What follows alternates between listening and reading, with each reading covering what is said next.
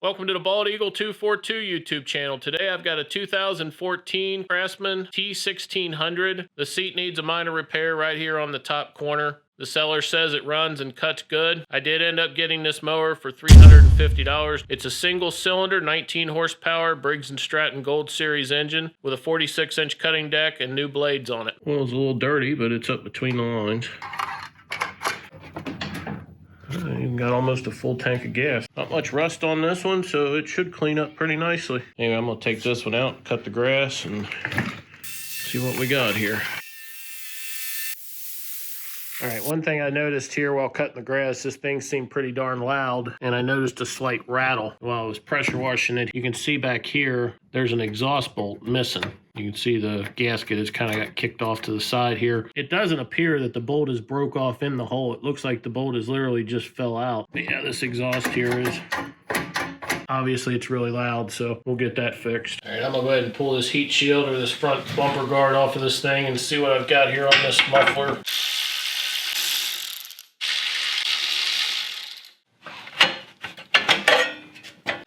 Looks like this bolt here is loose too, so that thing's probably been rattling around there for quite some time.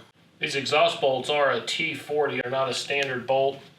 Some of the older ones do have standard bolts on them, but the newer ones seem to all have these Torx bolts on them.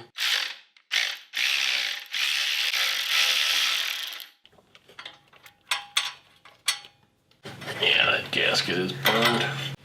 You can tell that thing's been in there running that way for a while. It's burned out the complete center of it where it had fallen down in front of that exhaust stream.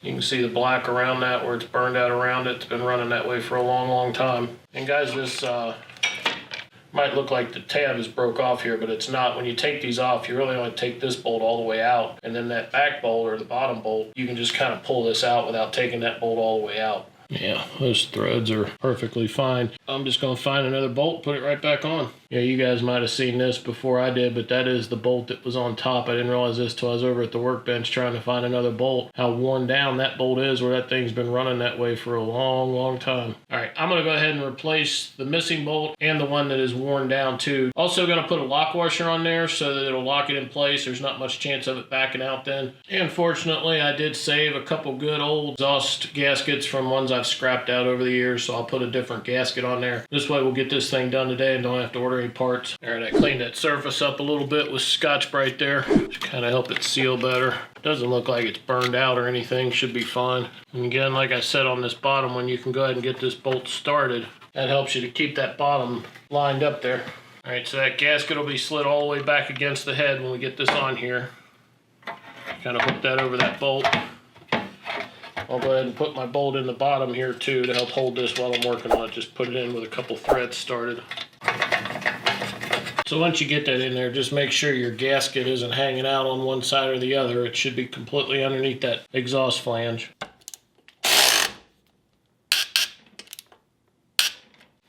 Torque them down pretty good, but don't torque them down too tight.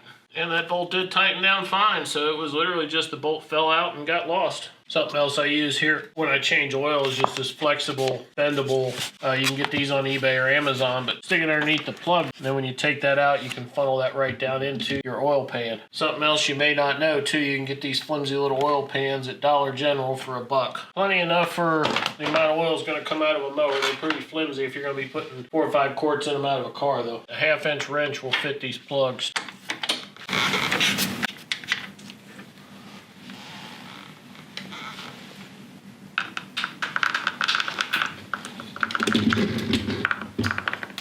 Go ahead and change the air filter in this, and I think this has got the same air filter as some John Deere filters I got a really good deal on. Yep. I had about a dozen of these at a clearance store for 99 cents. Even though it says John Deere, it's the same air filter. Good luck finding a better deal than 99 cents on that.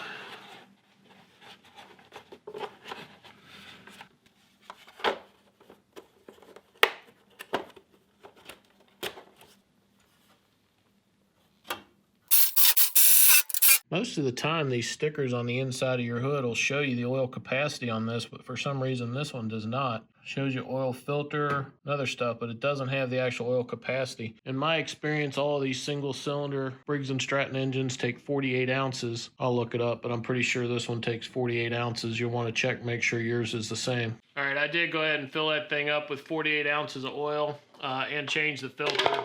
And I just realized I forgot to start my camera. So oil has been changed, and so has the filter.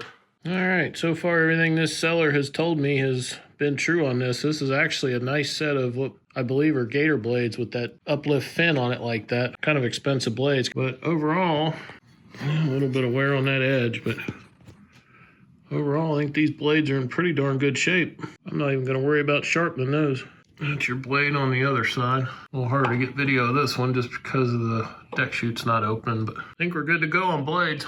All right, on these seats where you've got a cut or a scrape, or in this case, just looks like it's just broke open there in that one little spot, there's quite a few ways you can fix this. You can just take just a standard duct tape, get a color that matches the seat. You can use a Flex Seal tape, slap it on there. This stuff sticks much better than duct tape and it lasts a lot longer. And then you can also use Plastidip or Flex Seal liquid. Either one of them will stick to this seat. I just happen to have Plastidip. You can get Flex Seal too. The trick to doing this is prepping the area around the crack or the hole in the seat. And guys, I've got an entire video that shows you how to do this. I'll put a link to my other video up here that goes into much more detail on how to fix these seats, but in this case I'm just going to rough this area up real good and I'm going to put Plastidip on. You can use a Q-tip or any kind of applicator. In this case a Q-tip would be fine. If that hole is really big, you can take like some drywall mesh or some screen and put some screen under there. Anyway, I'm just going to get this sanded down real quick. After that I'm going to get the hood and the body polished up on this thing, and then I'll give you my opinion on what I think about these mowers. First thing I'll do here is just take some 220 grit sandpaper. Roughness of the sandpaper is really irrelevant, just as long as you get this area scratched up.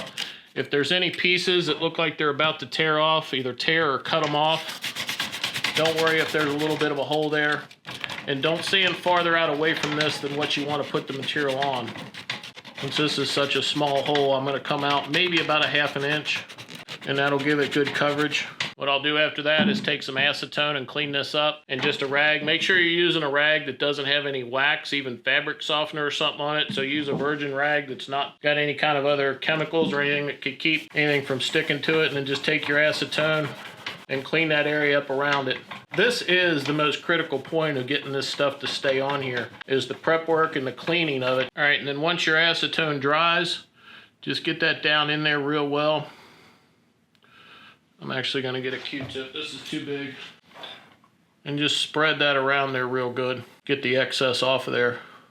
But smooth it out. And you want to do this in coats too. You don't want to try to get this all on here in one coat. I'll smooth this out and then I'll come back over it. I'll put a few more coats on it. Stuff's a little thick. It's an older can. When it's fresh, it's not this thick. Let that dry real good, and then I'll come back here in about, I don't know, read the can, 15 minutes or so, and then put some more on top of that. All right, per the can now, it's been 30 minutes, and that is dry. And I think I'm pretty good around the edge, so I'm just gonna fill that little divot in there in the middle. Not near as much as I did last time. When this dries, it's a pretty good match for the black seats on these Craftsman mowers too. I think 2 coats on that's plenty for a little hole like that.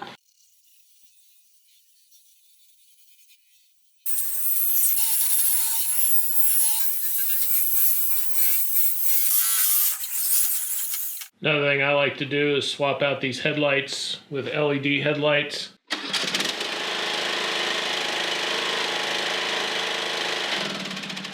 I had planned on taking this outside to do a reveal and show you guys what I got here, but it's pouring down rain outside right now. So just want to go ahead and show you this here so I can wrap this video up, be done with this. I think I've already got a buyer for this one, so I want to get it out of the garage here and let it move on down the road. I did use coverall on the tires, cleaned them up real good. I'll put some links down below to everything I've used in this video. And coverall works on the motor, pretty much anything plastic. The dash, you guys might remember there were some white scuffs on that dash between Scotch-Brite and coverall. It managed to clean them all up. Show you how this seat turned out here too. I only put 2 coats on that. I probably will go ahead and put one more dab right there in the middle just to fill in that divot a little bit so it's not so obvious. But if you stand back 3 to 4 feet, you really have a hard time seeing that there. And good battery in it. It came with a good battery. But there you can see the data manufacturers, January 2014. Cup holder in it there. This does have the Vari drive transmission in it. Some people call these a hydrostatic, but they're not. A lot of the lower end mowers, residential mowers, have that type of transmission in them. Anyway, guys, my opinion on this mower, it's an average residential mower. The metal is very thin. As you can see here, it's bent. I mean, I can't stress enough how thin that is. You really couldn't make it any thinner than that. But you get what you pay for on these things. I mean, they work. This one has the manual engage blade engagement. The deck height obviously won't work because I got it still up on the lift here. 5 positions on the deck height. And this is your speed control here. The farther you push this pedal down, the faster you go. It will cut in reverse. A lot of people don't know this, but when you start this mower, when you're running it here, it'll run, it will not cut in reverse. To cut in reverse, turn that back 1 slot and press and hold this for 3 seconds. And that will allow this thing to cut in reverse until you shut it off again. But anyway, I mean, like I said, this is a good budget mower. I wouldn't expect this to last for 20 years, but you're looking at one here that's still going pretty strong after 8 years. Change the oil in them, keep the blades sharp, treat them with a little respect. Don't leave them outside. They will last for a long time. If you're looking for a true hydrostatic, look for one that doesn't have this type of shifter on it and has 2 pedals on the right side. Anyway, guys, thanks for watching. I do appreciate it. If you haven't already done so, hit that subscribe button. Give me some comments down below. I love to hear about projects you guys are working on. And I really don't mind if you guys share videos too. If you've got a YouTube channel or want to share some videos down below on stuff you're working on, I do not mind that at all. Till next time, guys, take care.